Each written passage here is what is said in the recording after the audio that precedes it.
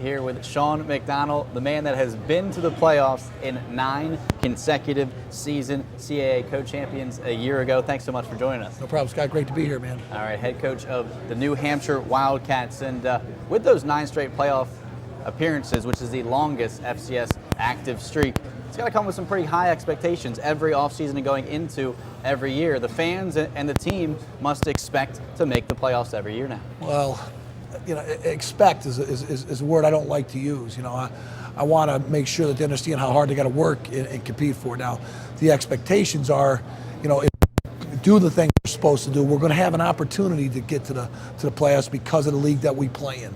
You know, and we're very fortunate. We've had a lot of good coaches. We've had a lot of good players in our program, and you know, the expectations of hard work, the expectations of the challenge of winning football games in the CAA has given us an opportunity to be fortunate enough to get to the playoffs 9 straight years. Now, going into 2013, you have a problem that most coaches would love to have. You have 2 quality quarterbacks that are battling for the starting role, Andy Vallis and Sean Goldrich. Is there any front runner right now to take that first step? Front runner is a term I don't like at all. I'm using some bad terms for you so far. So far, you're killing me. Sean Goldrich probably has a little bit because he was completely healthy in the spring and did it. But you know, it is so close, and it was very close coming out of the end of camp last year when we named Goldrich the starter. You know, and then he gets hurt, and Andy goes in and plays terrific. You know, I believe we have to settle on one. We fooled with playing 2 at a time last year. We fooled with having, you know, Andy start a game, Goldie finish it, you know, all some different things.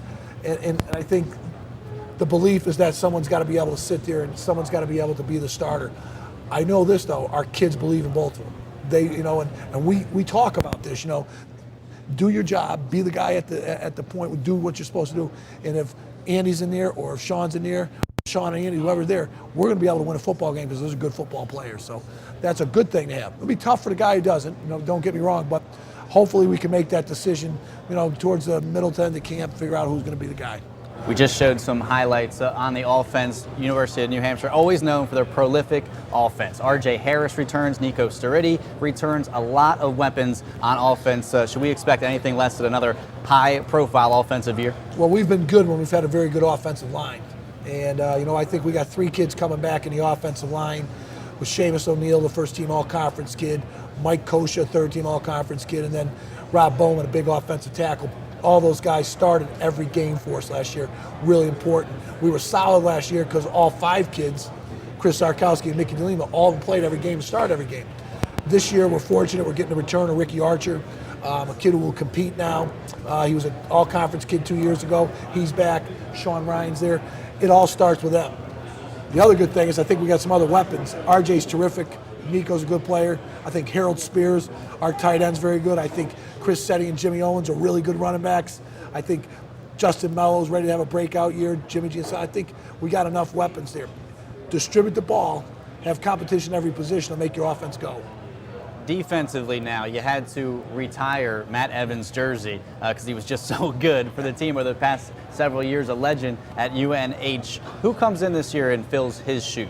Well, I think it's going to be by committee, to be honest with you. I think there's 3 or 4 linebackers. You know, not only did we lose Matt Evans, who was a 3-year starter, we lost Alan Busby.